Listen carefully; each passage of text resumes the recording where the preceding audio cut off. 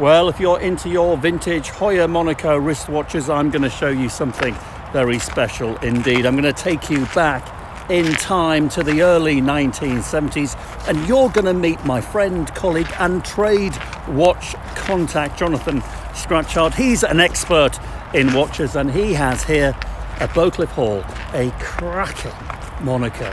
Go and have a look. Well, I said I was going to take you back in time. Welcome to 1971. Jonathan, what have you got? Proper 70s history here. Oh, look at that. That screams the 70s. Yeah. What date outrageous. in the 70s is it from? It's actually 1971. Right. It's the Heuer Monaco, obviously square-cased, very, very outrageous 1970s watch, made famous in the day because Steve McQueen chose it. Of course. He actually chose it himself. Yes. For the famous movie. Le Mans. Yes, Right. he did. He wanted to look authentic with everything. The whole film, the cars, everything was about being authentic. If you were a racing driver in the 70s, the watch you would wear would be Heuer. The only branding by any watch company on any racing cars, Heuer. Okay. So he had the overalls, those iconic overalls with the stripes, Yeah. the Heuer logo on his chest, on his shoulder rather, and on his wrist, he chose this. He was given a selection to choose. Okay. From Heuer. Yes, yes. It wasn't product placement.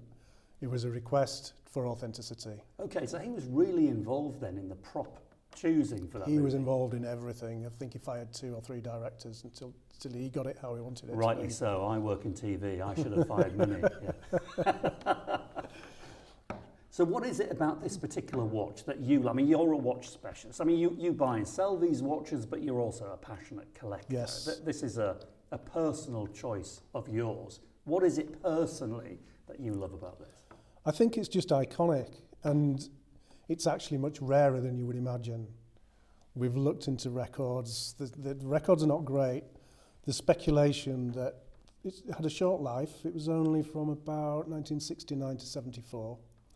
In And that shape? In that shape, but with different coloured dials and slightly different layouts. And do you know how many different colours it came in? It came in blue and grey, but in slightly different formats of hands, etc. Right. And then there's a legendary one that's all black, which is worth fortunes. This is the maybe kind of- only 10 were made of those. You dream of that watch, don't you, Jonathan? Yeah, I turned one down in Miami because it was ridiculous. It was $2,000. Oh, for goodness sake. How long ago was that? That's about 20 years ago. Okay, well, let's just digress a little bit. Let's talk about money, because anybody watching this now wants to know how much these things are worth. And I always love to know how much they used to be worth compared to today. So Yes. before you tell us how much that watch is worth today, how much was it 10 or 20 years ago? Well, I started buying them properly in the 90s. Nobody wanted them. Why? They just saw it as a Tag Heuer, an old Tag Heuer, and at that point Tag was seen as a cheaper brand, maybe the watch that you got for your 21st, or you'd have a plastic fun Formula One, in different colours. So it didn't quite have the kudos of maybe Omega or Rolex. Okay, so just talk me through the connection with Tag and Heuer. Yes. So Heuer, this is the purest watch. Yes. Why did it become Tag Heuer? Well, owned by the Heuer family, right through since the late 1800s. They were victims of what we call the quartz crisis, as all brands were. Okay. So when this watch was made in 71, Bolivar had the Accutron, which was a battery watch, which was doing very well. Well, I'm wearing one today. Yours Yeah. is a perfect example. The Japanese were making the digital watch, which revolutionized everything, and they were making them very inexpensively. So everybody wanted a battery-powered watch. It was the new thing. It Okay. was the 70s thing. Was a watch with a calculator on it was unheard of. Not winding a watch up, you could have a battery in it. Yeah. So this revolution was going on, and really these mechanical watches really struggled from there on. And So did they go bust? yes, just about. I think they were in financial problems. They'd invested an awful lot of money into the electronic side for timing, motor racing and everything. They were very, very good, but they were just so expensive. So Tag came along and saved the company in what, Yes. 90s, 80s, 90s? Mid-80s. Mid-80s. Early to mid-80s, yeah. And then the Tag Heuer thing affected the value of the the purist Heuers, is that right? Yes, people didn't really look at the purist side. Right. It was quite a geeky thing to do, and that's, I was there among them. Are you a watch geek, Jonathan? I certainly was then, probably a bit too old now. But so these, I bought mint, what we call new old stock, 2 from America, that had the stickers on the back. They'd never been worn, they'd just been left in a safe because they'd gone out of fashion. The jeweller just left them. Yeah. No. So when was this, in the 90s? Yeah, late 90s, and I paid 400, it was the equivalent of £440 each. $440 each, and did that seem a lot of money at the time? Yep, it was crazy. The trade wouldn't give me any more than 300 for it. All right, yeah. They weren't really that interested anyway. Good decision then. Okay, so fast forward. We couldn't see, if I could have seen then that Yeah. it was going to hit the peaks Yeah. that it has been doing. I mean, this watch, we're asking £14,000 for it. Well, there you go. So in the next 10 years then, Jonathan, where are the prices going? We can only see them going in one direction, and that's up. We've just last month, going back to Steve McQueen again, the watch that he wore on the final day of filming, he had it engraved for his head mechanic. All right. Gave him the watch and said, that's for you, that's for keeping me alive through filming. Right. He was doing 200 miles an hour in a Porsche 917. He was actually doing the driving, was he? He did, I didn't some of know it. that. He wasn't supposed to, but when you see the documentaries he did, he couldn't resist, some driving. And this watch has finally come to market. We've known about the existence for a long time, but finally came to market. It was sold last month, and it went for $2.2 million. Oh, my goodness me, because of the connection to that. That's the classic provenance. movie, the Yes, provenance. It's all absolutely, about stories. absolutely. And the publicity that's generated, it's this model, it's this reference, it's this dial, looks exactly like that. Okay, so you've seen your watch increase in value in the last few months purely because of that. Dragged it up. People are asking questions all the time about it and wanting pictures, and that's the way it's going to go. I can't see it make no sense for the prices to drop. Well, listen, stories sell, provenance sells. Absolutely. And paperwork, documents, that kind of thing, you'll advise people to obviously keep hold of those things. If you've got documents, then that's wonderful. These were throwaway things. The box was a throwaway box. Didn't really last that long because there was no thought of it ever being used again. Now, in the world of antiques, I mean, toys, I've just made a film all about toys, and often the boxes, bizarrely, are worth more than the actual toy because it was the first thing that was thrown away. Yes. How does that relate to watches? Exactly the same. We bought a Rolex that had everything. Little box with a little pillow in for the watch to sit on, wooden lined. When we took it out, there was a little piece of paper from Rolex saying, please don't throw this box away, use it for your cigarettes. Oh, beautiful. Yeah, Beautiful. they'd seen that at least you're going to keep the Rolex name because the hinges go on them, they're not made to last a long time. So how much would an original Heuer box be? 1,000 to 1,500 for one of these. Kidding me. Yeah. Well, there you go. There's another good reason to root through your drawers. Absolutely, absolutely. But going back to the 90s, if you paid 400 quid in the 90s for that, or even better in actual fact, dig out the drawers. What do we call them, Jonathan? Drawer finds, that's what we want. Yeah, drawer finds, exactly. So a watch that maybe, granddad had, or even, some relative that was worn for a little while, it became unfashionable, they shoved it in a drawer, you still think it's unfashionable. Remember, don't judge things based on your own taste. Just because you think something looks a bit grotty, it might be worth a load of money. So dig in the drawers and see if you can find something like that. See that magic Heuer name on the dial, that makes such a difference. It will have there'll be a motor racing history with it. There'll be a reason that person chose it, probably a motor racing fan.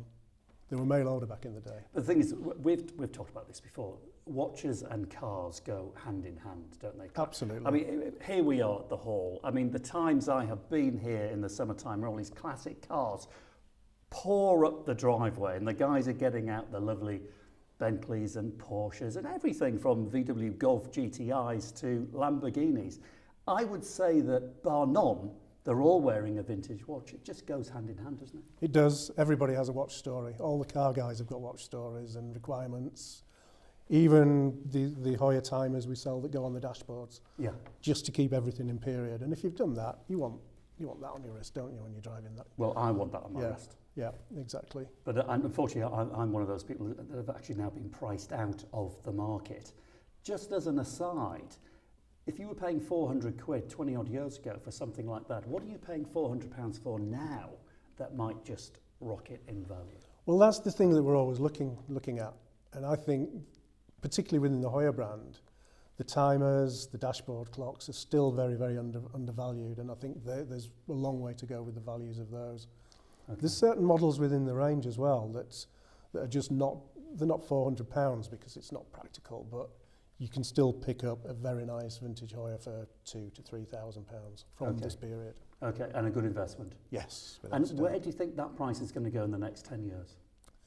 Well, they've been climbing and climbing and climbing. You know, I didn't see when I bought that Monaco for £440 that it would ever be £15,000. No. If I'd have kept it and it had all the stickers and everything, I think today it's probably going to be £17,000. 10 years' time it's going to be 25, isn't it? Yeah, it's got to be. And what about running costs? I mean, we talk about classic cars and watches going hand in hand. We know that classic cars cost money to maintain. Now, this watch, as beautiful as it is, it's not going to be the most reliable thing in the world, is it? What does it cost to keep it running smoothly? It needs to be maintained. It's really important that you've got a good, competent watchmaker. A good service on that, thorough service, would be about £500, and you have it done about every 5 years. So that's 100 quid a year? Yeah. So it's nothing. So no money. But I think people have got to realise if they're going to buy into the vintage watch market that their mobile phone is more accurate. Yes. This is wrist jewellery, isn't it? Yes. Yeah. It's never going to keep the timekeeping that we've got on modern things now. But who cares? You look the business, and that's what it's all about, isn't it? Absolutely, and it's a beautiful thing to own. Yeah. You know, it just is. It's tactile. It's something. It's got some style about it. Well, it gives you great pleasure, doesn't it? Yes, I think that's the bottom line. You've got to love it. It's funny because whenever I buy a vintage watch, and I might be sat at home watching TV, I'll take my watch off and I'm listening to the television, but I'm just looking at the watch, and it's like a piece of art. Yeah. Actually, a car, a painting, you know, a building like this, or a watch is literally art, and we as humans get a lot of pleasure from art, and that's what they are. Yeah, if you really dig down and research the work that's gone into designing this, the construction of the case, the work that went into this self-winding movement is quite incredible. Years and years worth of work. Yeah. They are wonderful. Brilliant. And they'll always keep going. You know, as long as you maintain it, you can hand it on to the next generation. It's a great investment. Yeah. And any final top tips for our viewers? I think condition, just look for the best condition you possibly can. You can get bargains with these. You can get them where the edges of the dial have all faded because the rubber's gone on. So you go on eBay and you can probably say, well, he's asking £14,000. I can get this one for £5,000. Yeah. There's always a reason that it's only £5,000, and that's what you've got to be careful of. What about fakes? Are there any fakes on the market? There are fakes, more of the modern ones. This is quite a difficult one to fake. But there are what we call Frankenheuers, where somebody's got a case and a dial and repainted the dial and tried to pass it off where the colours are slightly wrong. So what we might refer to in the antiques business as a marriage. Yes. So they're marrying all these different parts together. Yes. Yes. Okay. And what about these drawer finds, Jonathan? You want to encourage people to find these things. So many watches we buy are drawer finds. Yeah. You get the same story. I've just gone to the back of the drawer and I've forgotten I'd got this watch. Yeah. This watch probably cost a month's salary in 1971, so it was a decent purchase, 150 quid, something like that. Yeah. Yeah. But then the digital ones came out, and you could buy one for probably a third of that, and be right on tune, something that's modern, something that's battery, something it's just different. So that just gets pushed away and forgotten about. And they've got to be out there. So dig through your drawers. So, absolutely. Let's find some drawer finds. Yeah, drawer finds galore. Anyway, I hope that was helpful from me, David Harper, and from me, Jonathan Scatchard. We'll see you next time. Bye. Cheerio. Bye.